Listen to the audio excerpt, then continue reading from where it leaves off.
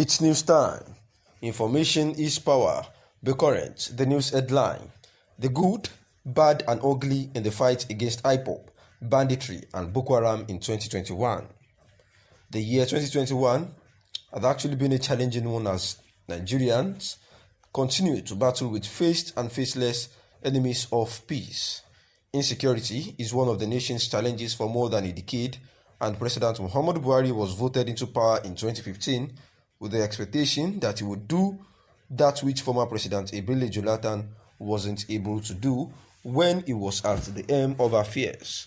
In as much as the fight against insecurity in Nigeria hasn't been an easy one, there are still some impacts that are positive that we have seen and we will discuss in the course of this article. The writer will be breaking down to the good, bad and ugly regarding the fight against the banditry, Ipob and Boko Haram.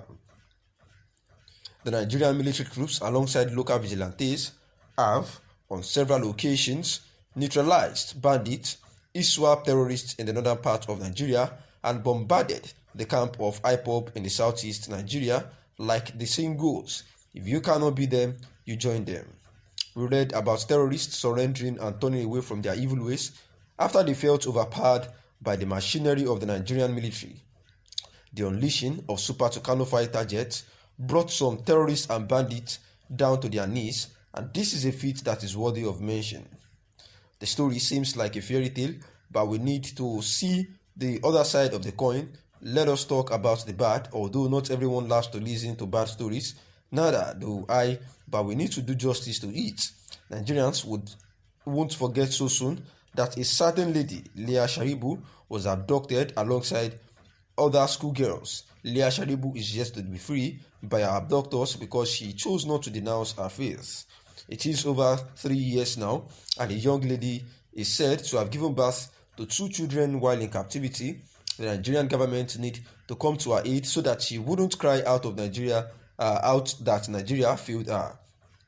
We cannot talk about the fight against insurgency without mentioning the security men who paid the ultimate price while serving their fatherland.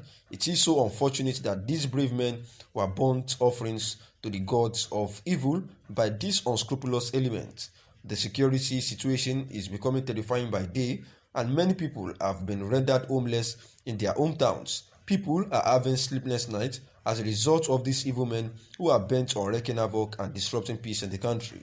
The ugly side of it all is that some innocent and defenseless Nigerians have been killed mistakenly by security operatives. And according to a report from BBC and Sarah reporters early this year, tragedy struck in the fight against the terror group Boko Haram when a fighter gets involved in the country insurgency operation in the northeast, bombed a village in Yunusari local government area of Yobe State, killing at least 10 villagers. Therefore, the high level of insecurity in the country needs total attention from the federal government. Also met the people of the South-South and people of the Southwest, so we are moving about.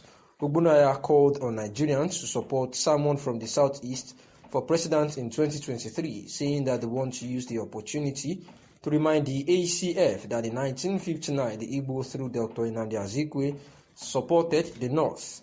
20 years after, in 1979, the Igbo through Alex Ekwueme, Keo Mbadiwe and others also supported the North, which saw the emergence of Alhaji Shehu Shagari as the president.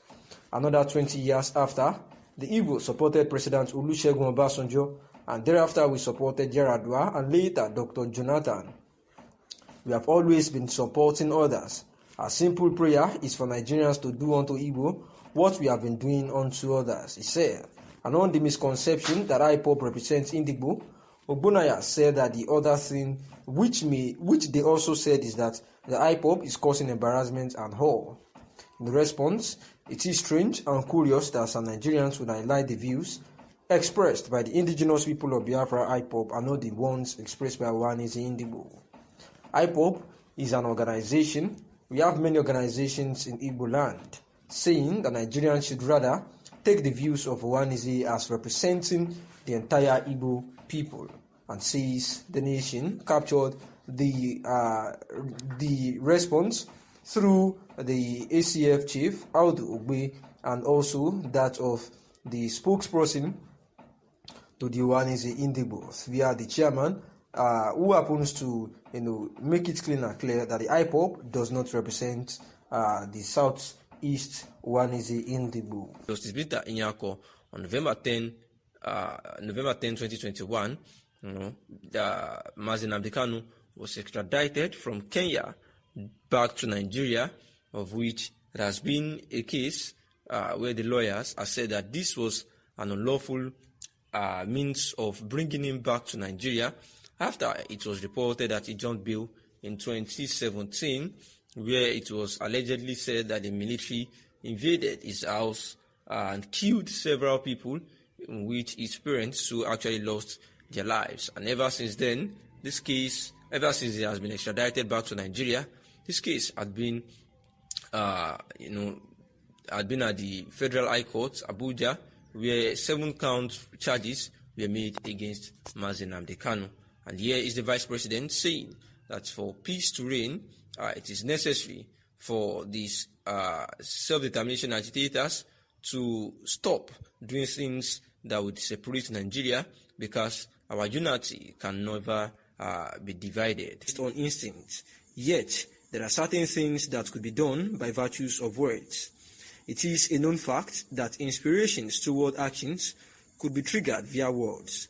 This speculation has led to the subject of this article, which features to present a throwback of Obasanjo's word in 2017 that could be an inspiration for him to meet and educate present-day separatists. Sometime in the year 2017, former President Olusegun Obasanjo had an interview with Newsweek magazine, and in the course of the interview, he made heartwarming statements regarding the Biafra war in relation to Nnamdi Kanu's agitation at that time. In the same vein, he expressed his unquenchable desire to meet with Kanus alongside with other separatists across the country in order to admonish them on the need to keep secession by the side and embrace unity in the country. In the light of this throwback, here are the words of Obasanjo that could inspire him to meet separatists of today and teach them to embrace unity. Obasanjo highlights on civil war. Those who fought in the war in Biafra will not want to fight in any other war. I fought in that war, and it was an unfortunate war. I said I had fought one war too many in Nigeria. I don't want to see another, he said. This is indeed a motivating statement that could inspire Obasanjo as a patriotic leader to meet Kanu and other separatists, informing them of his experiences during the war and encouraging them to drop their agitation. 1967 to 1970. Civil war was indeed an unpleasant experience, and as Obasanjo had stated in 2017, he doesn't want to witness another war. He couldn't be inspired to meet Kanu and other agitators across the country to quench the fire that may lead to another war.